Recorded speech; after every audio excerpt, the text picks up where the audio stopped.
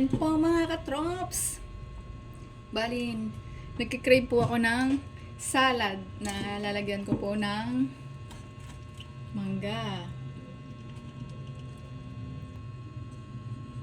Nauna na pala yung pasas at saka yung mayonnaise na chicken flavor. Tapos lettuce po pala yung nilagay ko. After ko pong nilagay yung iba, pipino naman po, ayan. Nagugas naman po ako ng kamay. Pero gagamit pa rin ako ng kutsara.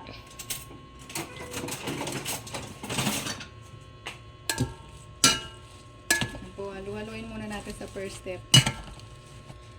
After natin nahalo uli, lagyan po natin uli ng mayonnaise.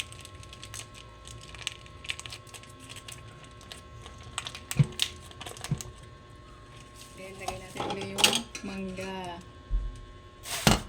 Tapos yung pipino na. Tapos, mekos-mekos, mga katrops. Ayan po, mekos-mekos. Hintayin po natin ma-mix lahat. Ayan na po, mga katrops, ang finished product natin. Ayan po, mga katrops, ang finished product. Mamaya natin titikman niya, mga katrops.